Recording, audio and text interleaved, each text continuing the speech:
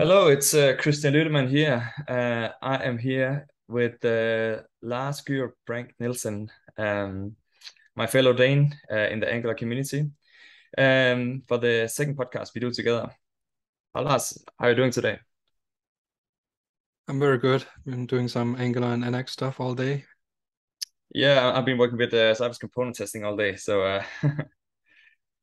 And now for this session today, we're going to talk about exactly that, Cypress Component testing, because we both have a bunch of experience with Cypress Component testing. And we both have like the same vision for how to use this tool and how it can be very valuable for testing. And we have both some stories that have driven us to the um, same experiences with Cypress component testing. But before we start, Lars, do you want to introduce yourself really quick? Yeah, I'm Lars Brink. Other last names, but Lars Brink is fine. I'm a GitHub star, Microsoft MVP, Angular Hero of Education, author, principal front-end engineer at Consensus in Denmark, with worldwide customers. We work with NX and Angular for our products. So yeah, and testing, automation, things like that. I love that, and that's always an important part of an efficient developer workflow. Definitely, yeah. And yeah, the topic for today is how to use Cypress component testing. And let's start with the what is your motivation to use this tool, and what led you to this new hour of front-end testing, I would call integration test-based testing.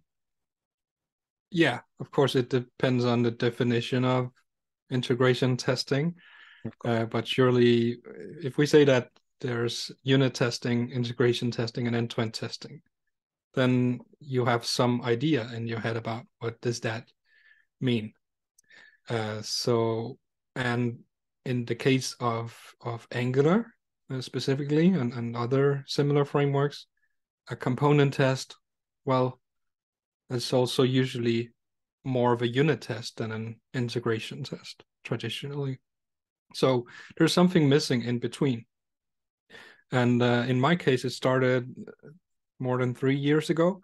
I was working on highly critical national infrastructure, and we needed to cover everything. Like, think usually it might not matter if some bug makes it into production, might not be a big deal, but if you were to create a space rocket, you would certainly test it more intensively than if you were doing a commercial marketing website or something like that. So we were in the other end of the scale, closer to a space rocket, not exactly space rocket, but huge complications if we let any bugs through, right? So for the backend, we had what's called unit and integration tests and end-to-end tests for the backend.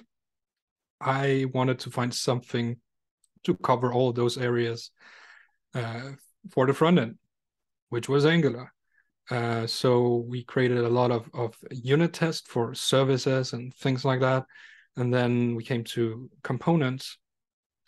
We used just a test bed for that. And then we were using at that time Protractor before it was all dead for end-to-end test, and hooked that into BDD style test with the Gherkin syntax that was defined by the team and the test person from the team together with us developers. So we had covered the end-to-end test and the unit test part of it, but I was still missing how can we cover the integration test spectrum of the different types of tests. So later, in a different team, in a sister organization, we started using Angular testing library, and we that was more integration test because we were testing against an actual backend, and that's a choice you need to make. Do you want to stop out every single endpoint from the backend or use a real backend? There's pros and cons to both cases, so it's a decision you need to make based on what gives you the most value. So we were testing against the real backend, but we were also looking into how to integrate mock service worker because we could automatically generate a mock service worker based on automatically generated, what are they called? Open API spec files, where probably know the Swagger UI tool that's based on and usually generated together with the Open API JSON files.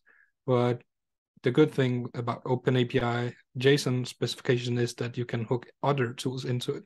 For example, you can generate an Angular HTTP client service based on an Open API spec, and that's what we did. And then we also found out that there's a tool to convert it to a mock service worker configuration. So our backend and our front end tests could always be in sync, because that's another issue. How do you keep the backend in sync with your stops when you're testing your front end with a stop backend? So that was how we approached that. And in the meantime, I had been researching a lot about what is the way to do these sort of integration test, wider tests for Angular applications. In particular, I was interested in how can we scope the test not to a single component or a few related components, but to an entire so-called feature, an entire front-end domain of our application, so that we can access every route and use the actual routes and components and services and route resolvers and all that goodness in the test without having complicated test setup. So yeah, that was my motivation for that. I ended up creating a testing library for Angular called Spectacular that can be combined with other testing libraries, including Cypress Component Test Runner and Angular Testing Library and Angular CDK component harnesses. So it's sort of it has a few APIs, and one of them is called the feature testing API, which helps you to set up the test bed for testing across multiple routes in your application. Nice. Yeah, I have a very similar story to how I changed my approach to testing. Originally, I was we were taught to follow the testing pyramid, and that was what we thought was the best ideal approach for the front end as well. So in this banking project, I was building a bank project for 8 banks in Denmark, and we were a huge team of 50 plus developers, many independent feature teams. So in total, we wrote over 10,000 unit tests to try to cover everything with 100% coverage. And that sounds good on paper if you're used to the testing pyramid. But in the front end, we just realized we didn't get the return of investment when we were writing the test. We didn't get the confidence we wanted from our test. We were still heavily relying on manual testing.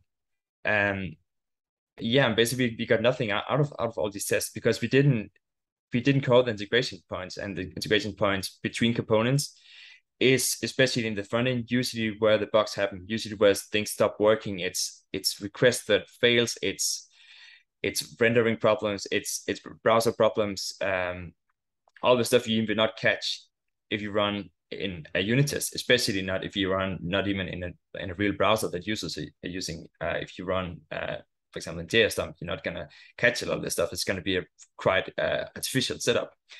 And then one day I fell over this trend in the React world. From it's made famous by Ken C. Dodds and a guy called Guillermo Rauch, who originally wrote the tweet "Write tests, not too many, mostly integration."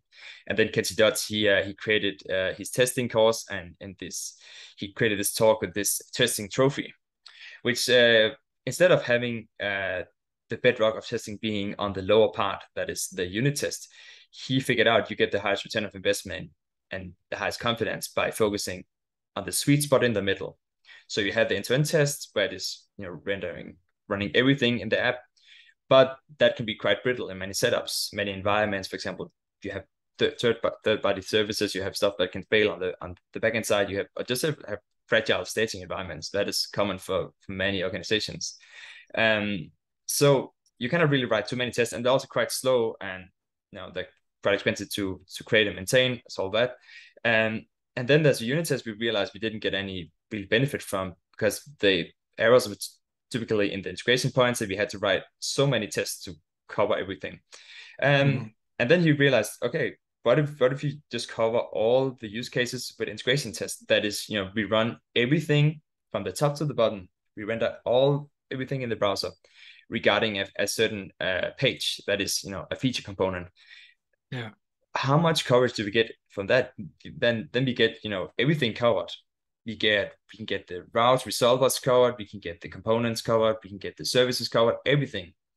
So that is equivalent to many unit tests, just writing one use case based test as an integration test. And we started doing this with Jest. And that had some problems because we had many asynchronous things going on in the app, but has to be solved with fake async and JSDOM. So many things broke, and it was kind of quite hard to maintain this setup we created to render a feature component fully integration tested in the front end, where we were stooping out the back end side. But it still gave us more confidence with less effort. So it was still in the right direction. We knew we were on the right path. And that was before we had Cypress Component testing, and that changed a lot of stuff. Yeah,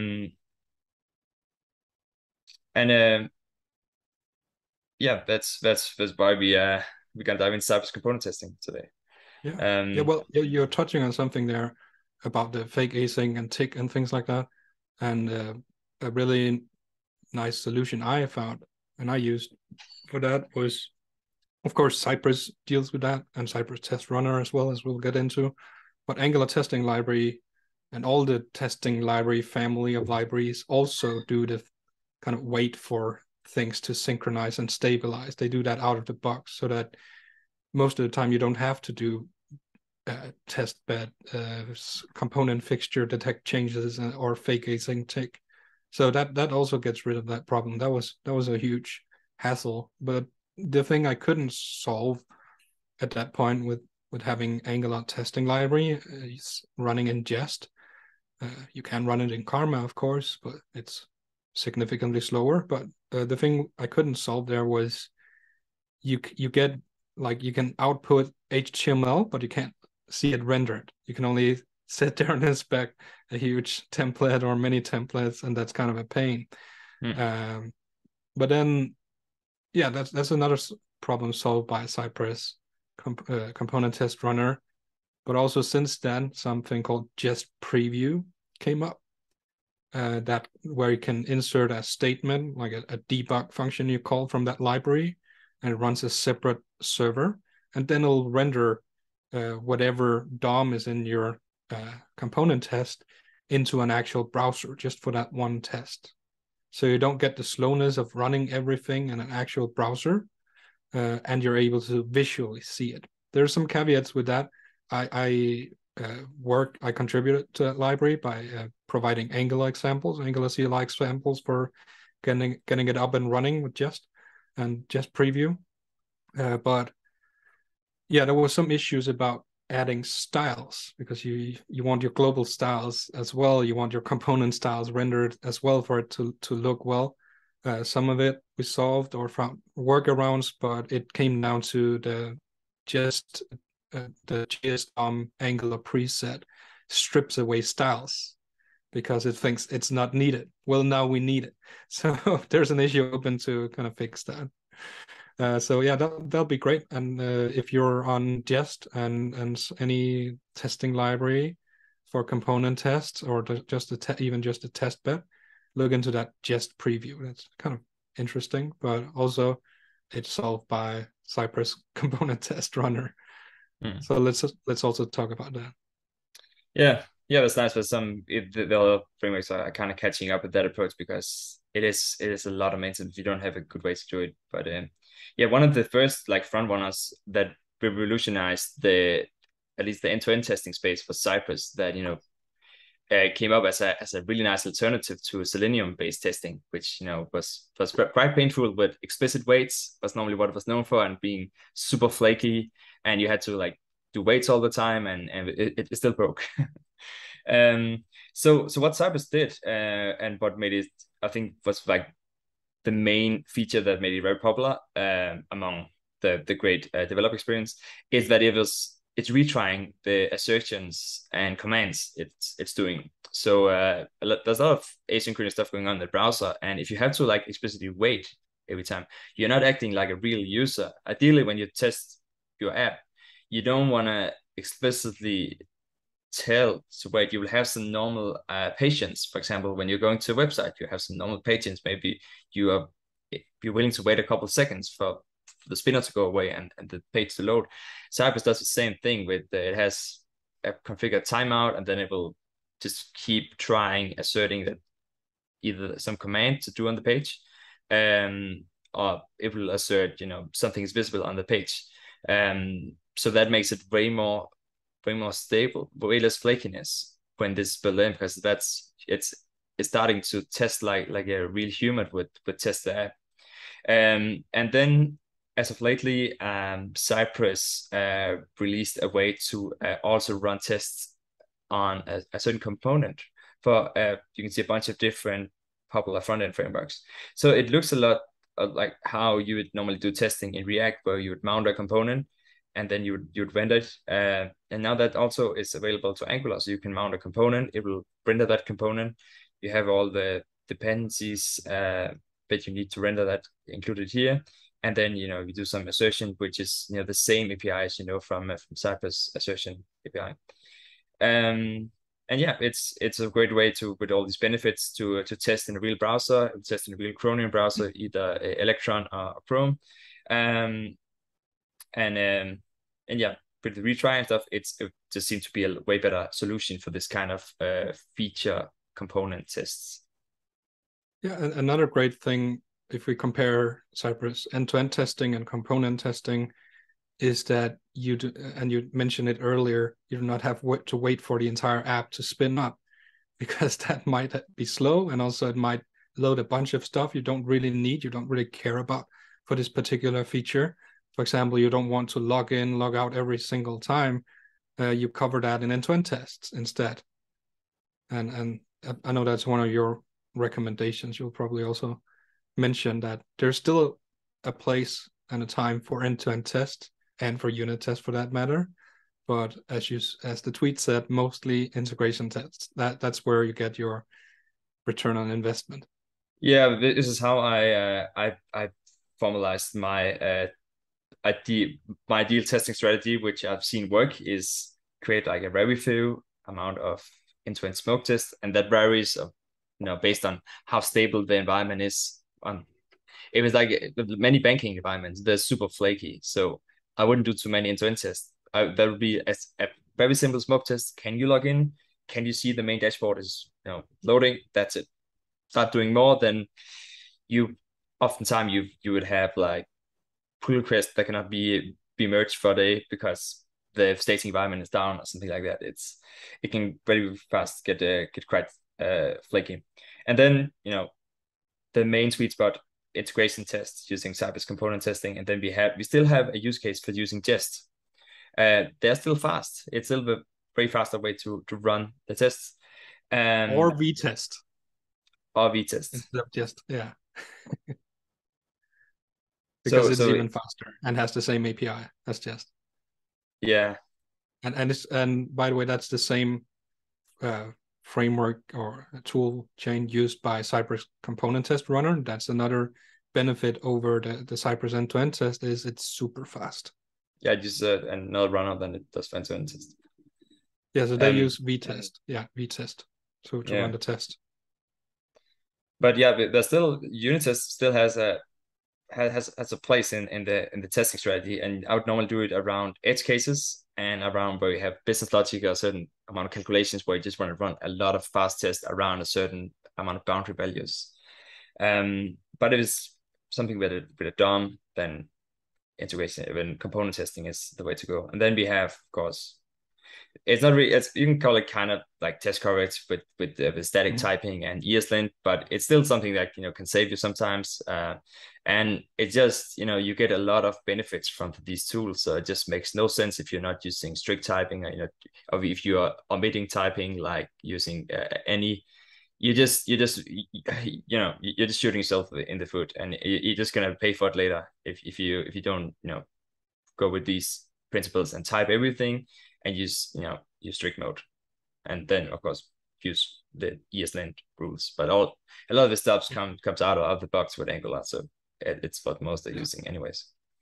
If you have TypeScript, one of the biggest mistakes is allowing any and allowing nulls and undefineds to get through without type checking. So for goodness sake, enable that strict mode, or in particular strict null checks at the very least, and disallow any in your lint rules. And for Angular applications, also include the strict templates check and the other strict checks in addition to that. If you don't have that, like you're sending bugs to production that could have been caught at compile time. Yeah. So yeah, so how do you get started with Cypress Component Test? So we have like two ways you normally do it. Many teams are using NX now, and that is also what I'm using it in pretty much every project now, even projects that are not monorepos initially, because there's still so many benefits with NX and have all these nice builders for Angular and other frameworks. It's just I cannot live without it now. So I'll show you. So setting this up with Angular CLI is very easy. You just, when you run Cypress the first time, you just select component test and it will generate a lot of the stuff for you. Even generate some simple test cases for you for your components. It will do a lot of stuff. And similarly in for NX, you can also have this generated. They have a command here, you can start it. So from the novel Angular package, you can also do the setup, and it will generate Cypress component test files for you. So everything's set up with Cypress component test. You just use the schematic, and it's all set up. And yeah, it will then read the project configuration from these project files in NX. So you can see how that would look like here. So we would, for example, have some to-do app here, and that would have some. I noticed there's something new for Angular in particular, Angular and component test. I didn't see that before. That must be relatively new. That in your slide it said, yeah, this one. We want Angular from Novel. Yeah, the one. Yeah, they have some these tools. They started only having them for React, but now they added them from all the frameworks, and that is just reading this the dev server information is reading that from the project file, so it can locate the project file using this, and then it will just read this information from the project file, and it will go with a certain dev server setup, so it will make sure to expose the assets and such for a certain, let me see, example this one here. So it'll make sure to expose the certain assets, and it will resolve the right SAS. This is, so a lot of the stuff is like it's just starting to work now since like last week. So like resolving these SAS paths here, that was something that didn't quite work. Resolving and proxying correctly these assets when you requested like icons and stuff, that is also something that just started to work. So a lot of this is just starting to work. But yeah, it's basically doing this with like very little code, and just run the schematic and you're up and running. So there's not really much you need to do, and it will even generate some component testing files. So the convention with component testing is like co-located next to your component. You would have a file. Let me go into the do feature, and we have some. So co-locate next to a component, you will have a component.ci.ts, which is the convention they use to for these component test files. And yeah, we will cover later some best practices how to actually create these component tests. But yeah, that's how it will locate the test, and how it you'll be able to run it. You will run it through in this case the NX runner. So in this case it will be like NX run to do app feature, and then component test, and then you can run it watch mode, so you can see that's running. Then yeah, you can choose the browser. You go to Chrome, and you pick the test you want to run, and then it will run. In this case, I just did some CRUD use cases for this to do app, and you can see it's running pretty fast. it's a lot faster than it would be with end-to-end testing. And we're still running everything, we're still triggering all the routes, all the resolvers, guards, everything related to this feature area is being exercised, at least on the front end side. And then we are mocking out the back end side, but everything's exercised on the front end side. So that's 4 tests that gave us pretty much like 100% confidence that this works, at least on the front end side, because it covers the main use cases of this app. So that's, you can see like how that can make your testing approach more efficient with very fewer tests. Looks like the happy path, but should also cover the failure scenarios. You have some failure, of course, which you can also cover here, right? Yeah, it'll like you can make a network request fail. So which browsers were you able to select from the beginning when starting the component? Electron and Chrome, which is both the Chromium based. Yeah. So we in the company I work in, we have the problem that we are iPad heavy with our users. So most of the usage is from Safari, iOS Safari in particular, but also desktop Safari.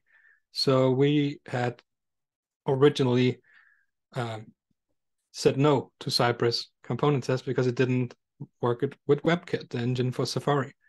But now they actually have experimental support for the tool that we had chosen.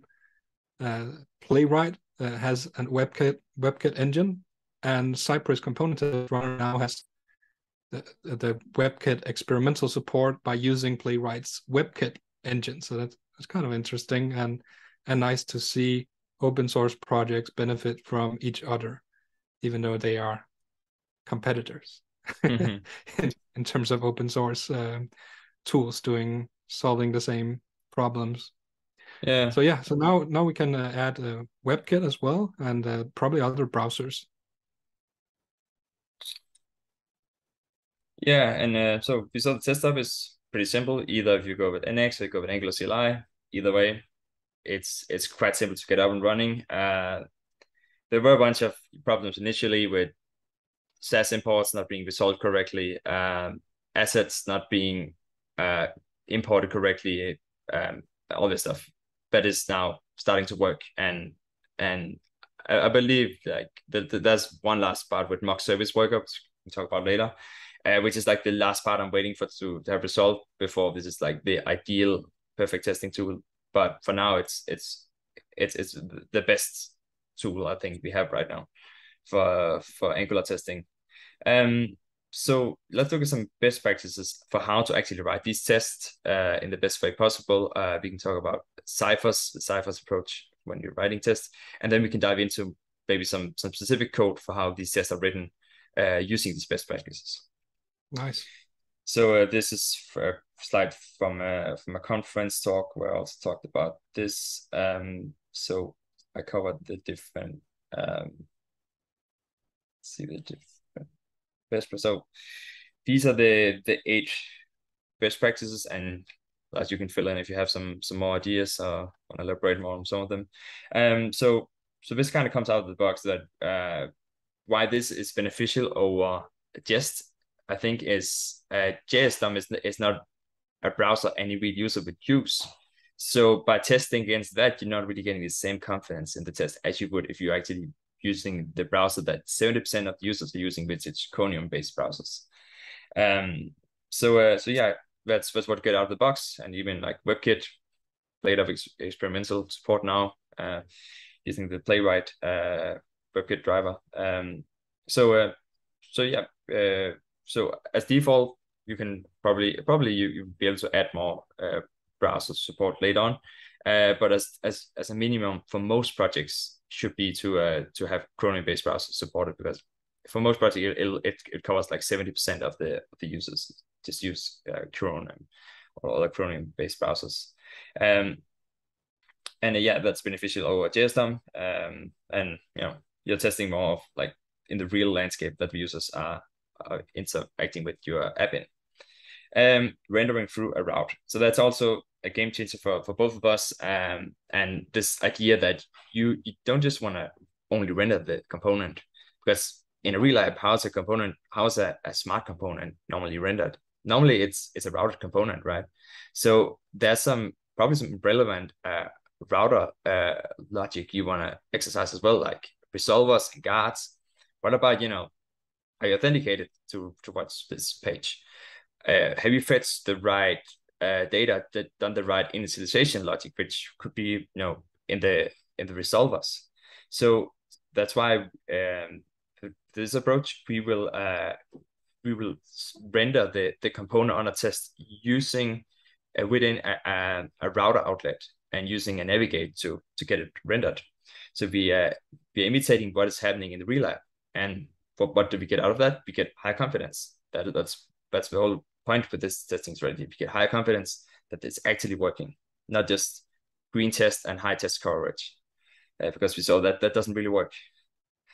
Yeah, we're triggering guards and resolvers in the real app, and we'll show more about how you actually set this up later.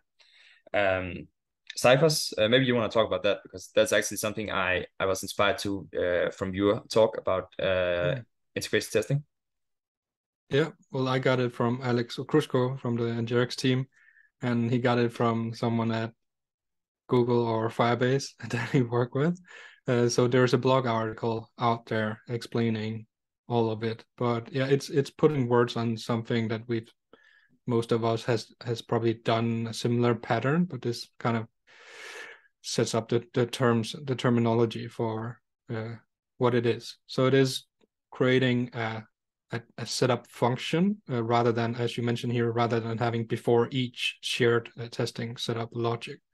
And that allows us to control shared variables by passing them as parameters, but also especially timing is usually in some cases hard to get right. Doing something before the component is bootstrapped, that's kind of difficult if you're using before each. Whereas with the ciphers, you can pass in some parameters for setting up things before the component is rendered. Yeah, and then you get an explicit set of test fixtures, whatever you need to run your test. You get that returned from calling the function.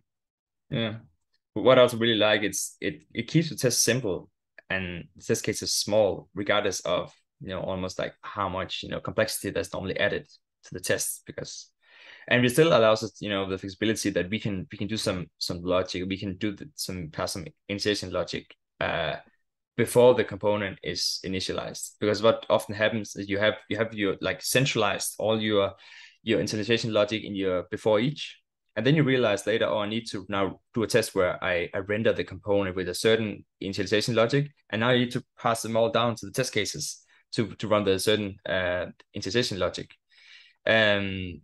So yeah, it just sets it up from the start. Like the test will be like this. It will always just have this test set up. Maybe there's going to be more input parameters supported, which you can initialize the component with. Fine, that's not going to be a big deal.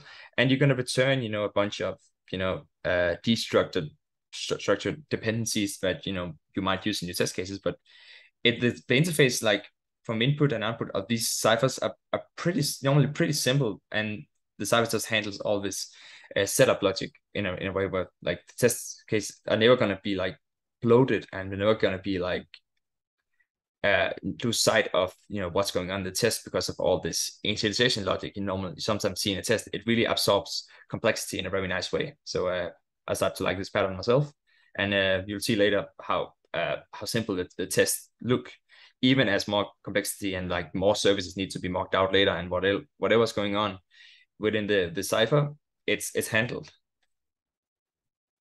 So yeah, you can see, for example, how such a thing is set up here, where we have the mounting part of a wrapper component, and the wrapper component is usually something with a route outlet, so we can render in a route, and it can also contain some logic we need to run before the component on a test is actually rendered. And then you can have some especially setup of the backend responses, either from service. You can mock out a response, or you can also use mock service worker later. Haven't quite got that working yet with Cypress Component testing. There's still some issues, some open GitHub issues with that, but soon, I believe, within 1 month, we're gonna have this working as well, and that would be my recommended approach to reuse a mock environment created with mock service worker in your integration test, because that is going to make this test setup even easier. Because oftentimes you be fine just running with the default mock values in your tests, for at least the sunshine scenarios. Of course, for like as Lars mentioned, like you also want to call like the bad scenarios, like error scenarios, and then you can, for example, have this return certain HTTP responses. So that is what I would recommend. You actually you feed the app, you know, the real experience that it would when a user experiences with it. That is, you know, it's going to get HTTP response codes back, and so that's what you get set up with mock service worker, as it mocks on the network level using global expressions for different HTTP requests. And yeah, then we'll just do the default navigate, and it will return the dependencies that are needed in the specific test cases. So yeah, it absorbs, you know, everything really nice. And uses the router testing module here. So you see the setup here is, it's going to be pretty simple for all feature, for every feature component. The setup is going to be very simple. It's not going to be like 100 different imports. It's going to be very simple. You're going to have some basic setup you need to run the app. So you have the router testing module, because we want to render it in routes. You can have the app module imported here, which is going to contain all the singleton services and everything. Or you can maybe just, if there's something in the app module that's conflicting with the test, you can just have the core module imported here. That's going to give you all the singleton services. I mean, if you use providing root, which I guess mostly using anyways, then you're going to have the services, you know, available anyways. And then you have, in this case, there was something with a translate module. So sometimes you have, you know, you want to minimize the mocking, the fakes you're doing in your integration test. You want to keep it as real as possible, but sometimes you want to be pragmatic, and you're going to be like, okay, I need to load these translations somewhere without needing to run my translation server that's hosted with translation. Okay, I can do some fakes here. So sometimes you do certain fakes, but most of it is the real deal. It's a full app you're running. Anything you want to? Yeah, maybe I can share. Yeah. I had a talk where I talked about the reasoning for all of this. Why do we need another form of test or another tool? So let me just take an excerpt here from that talk. Got to find a start from where it gets interesting for what we're talking about today. So let me share, find all the correct buttons, and zoom here. This should be the screen. Yeah. Okay. Are you able to see my screen now, Christian? I'm able to see a screen, yeah. With the slides. Can you see it? I can. You see it? I can see clear box testing and mystery box testing. Good. Okay. Yeah. So these go way back to the 60s or something. So, but clear box testing is usually, unit tests are usually clear box testing. It's two approaches, clear box and mystery box.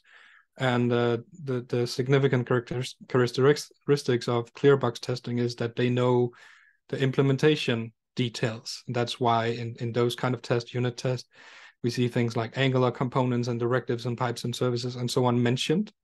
And the user doesn't really care about any of that. They don't care how many Angular components and services you have. They care about what's visible in their browser, what they can interact with in the browser. And as a developer, we see that as an Angular component, but no, they just see a button, a background color, things like that. So these are good for documenting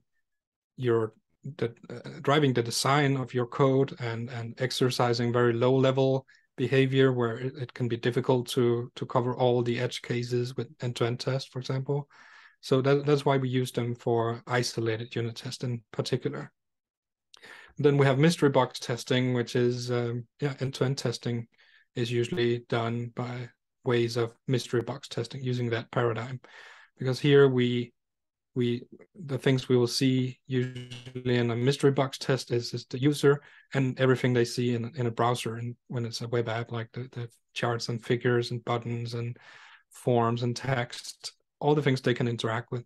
So this is verifying the system behavior. So having all those parts integrated, as you talked about. So we exercise the actual implementation with little or no test doubles at all. So that's why we use this approach for end-to-end tests. But there's some pros and cons for both approaches. And for component tests, we need to know all these things about the Angular test bed and how to replace things with test doubles. And if we're using native test bed and some other libraries, we also need to trigger change detection and do fake async tick, things like that. It's just a lot of trouble. We need to figure out how to control the time, and it can be difficult to refactor the implementation without breaking or having to change some tests. So that can also be kind of a pain.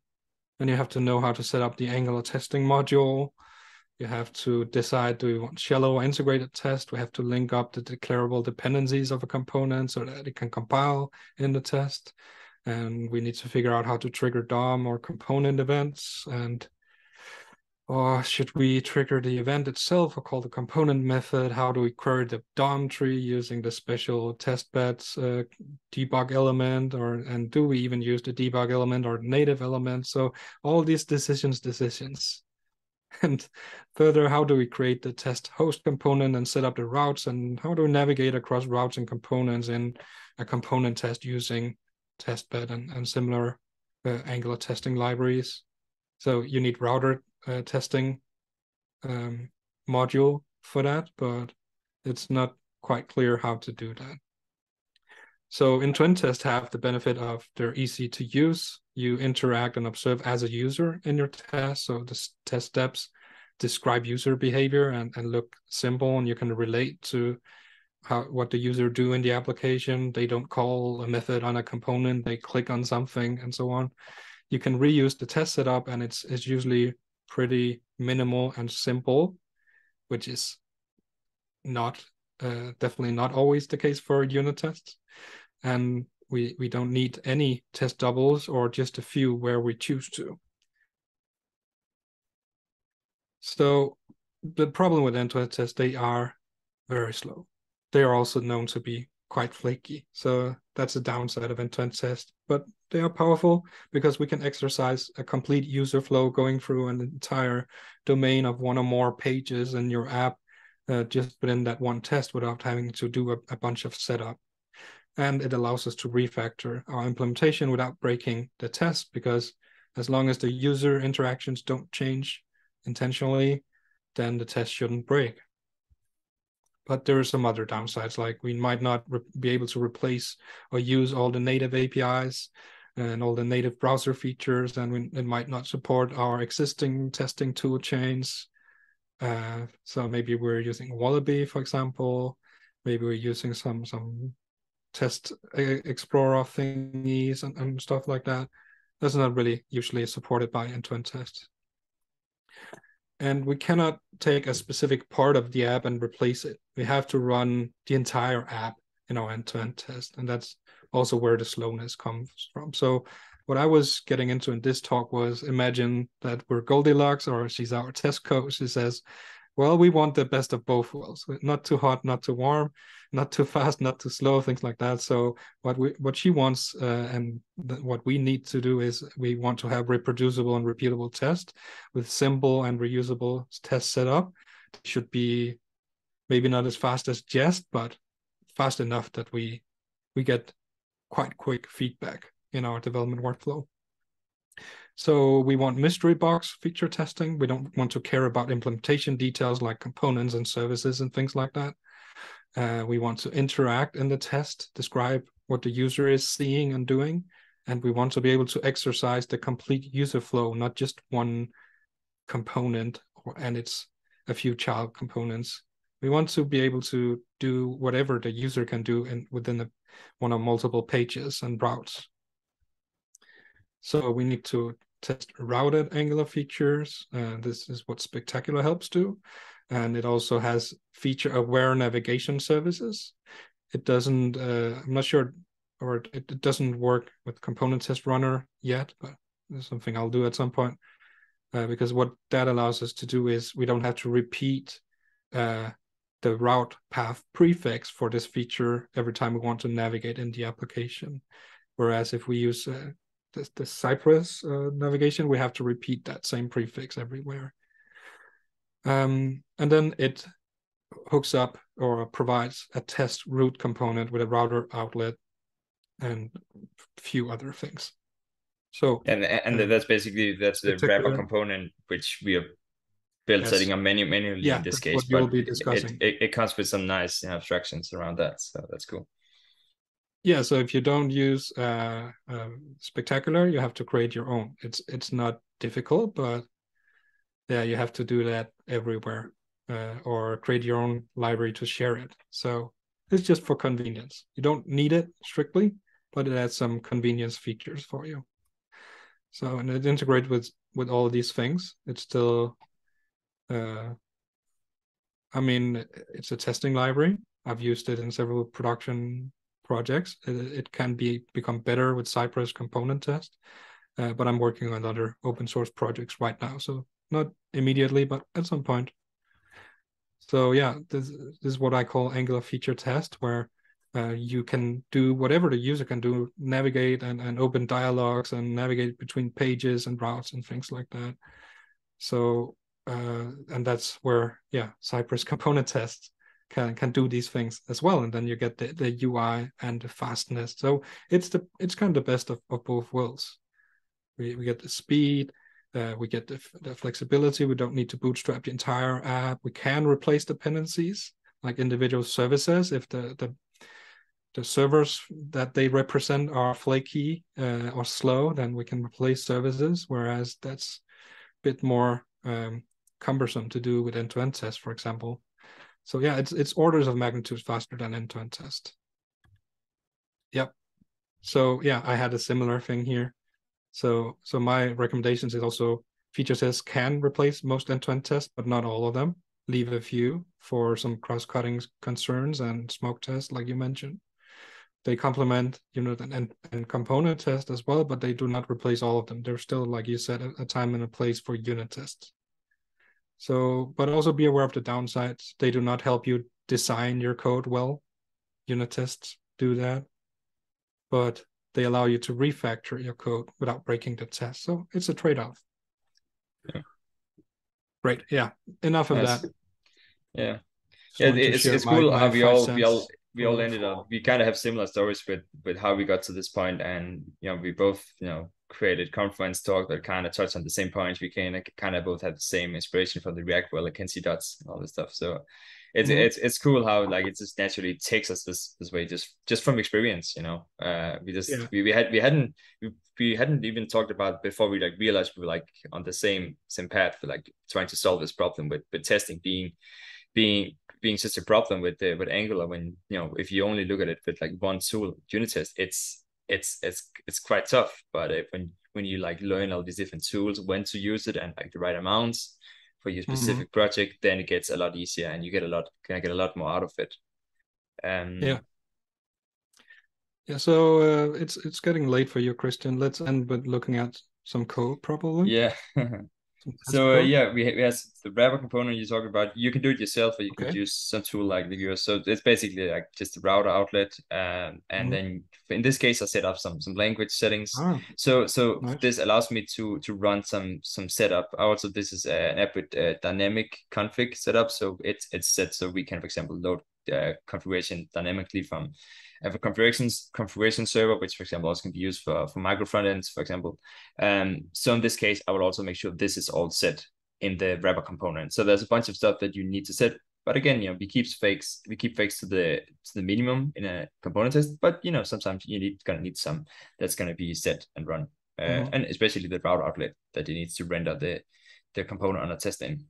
And then this is actually coming straight from the Cypress best practices in the documentation, which is don't use the selectors that are normally associated with styling, which is like ID and classes. Instead, uses a dedicated test attribute, which I like to go with data-test. There's also another variation is data-test ID.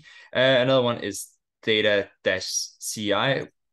which I don't really like, because that is, that is not framework agnostic. That is, that is Cypress branding yourself in the test selector, which if you want to change to playwright later, then you're gonna rename the data. So yeah, data test is like what I found to be like the most neutral way to create these test specific selector attributes. So yeah, good with them. Standalone components, yeah, since Angular 14, you can now have your component being completely self-contained with all its dependencies it needs, all the declarations it needs, using this attribute, this property you can set on the Should decorator probably say called Angular standalone. 15, right? I mean, it was experimental in 14, right? And now 15, it's stable. The slides say 13. Oh yeah, that Yeah. would be like Yeah, so it 14, started yeah. appearing in 14, Yeah. and now it's considered stable in Right. 15 and feature complete almost. Yeah. At least the But yeah, components. At least the it's components. just something that it just simplifies the whole setup, because now you just only need to import the component, and then it's gonna be self-contained with everything it needs. It's not like you need to import all this extra stuff because it's included in the DOM. It's everything self-contained, so just makes the setup easier. No more need for NG modules. Awesome. Act and assert with the edges of the system is also like this black box approach you talked about. Instead of going into and knowing about the internals to test the system and assert the system, we want to, with this component test approach, test as a user, so interaction would come through the DOM, and assertions would either be on the DOM, or sometimes you would do it on the network level as well. That is the two edges of the system I would do assertions on, but interaction is always through the DOM, because users can only interact through the DOM. They cannot fire JavaScript commands that can do internal stuff. So, that's going to make sure to exercise as much of the system as possible by only having the interaction going through the edges of the system. Focus on the use cases. So yeah, the test here should not, again, that goes with the black box approach and the user-centric approach, and also what 10 years ago people talked a lot about BDD.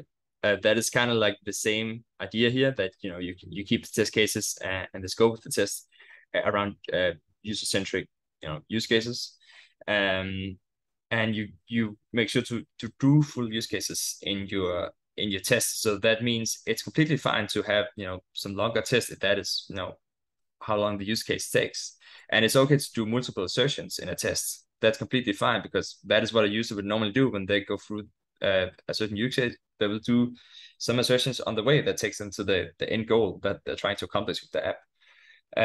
So yeah, that's also a benefit, rather than all these small unit tests. Just one longer test that completes the use case, and you have a lot of unit tests covered, including all the integration points. So let's see what else. And then we have we have the real app.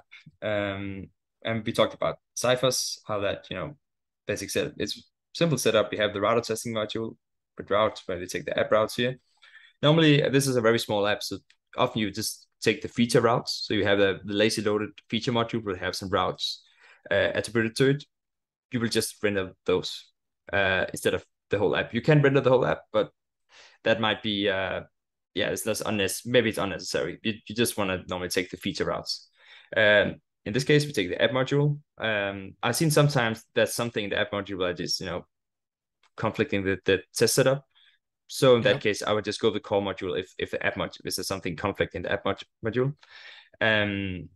Like for example, I'll remove the NGX setup. I'll remove that to the core module, and then I'll just load the core module. That's how I go about setting up something like the state management system. And yeah, it's setting up the dependencies and doing this necessary setup. It's mocking the backend responses, and ideally later we will have mock service worker, and it will do the navigate, which is rendering the component on a test, and then we're passing down some dependencies that can be used in the specific test cases. So yeah, so you can see some tests here. How we start with the Cypher setup. So that does a lot of stuff, and it's always going to be simple. And then we go straight to the exercising the use cases, which is typing in some to do in a form, and then saving it, and then asserting that it's actually created a certain way. And initializing some data using the cipher, so you can have some initial to-do item, and then we assert that it's created. Update, it's quite similar. We start with something, we edit it, and then we assert that it's actually updated.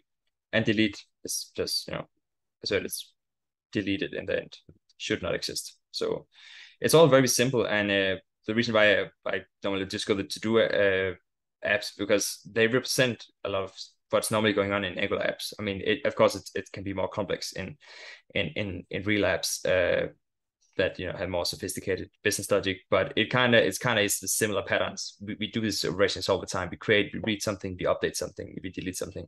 So it kind of represents, and in a simple way shows like the basic. And you saw how it ran. It ran pretty fast when we ran it.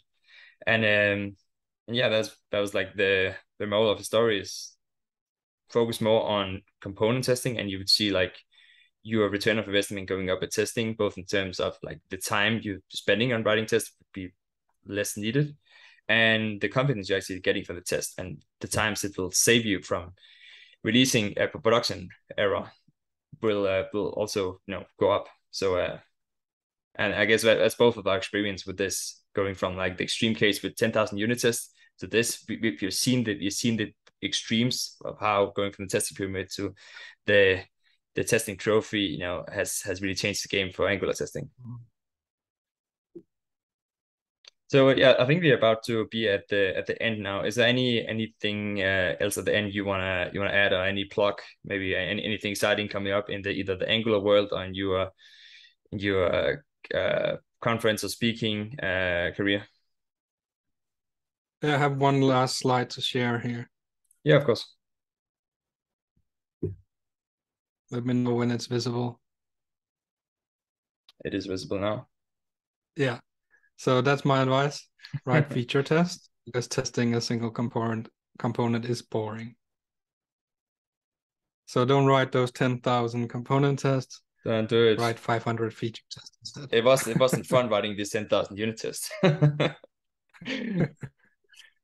definitely not fun. I mean, I used to be a massive fan of unit test, but it's because I just didn't like end-to-end test very much. I couldn't do because of these trade-offs. So yeah, I'm happy to we're finally starting to see the path of something in between, because that is where the sweet spot is.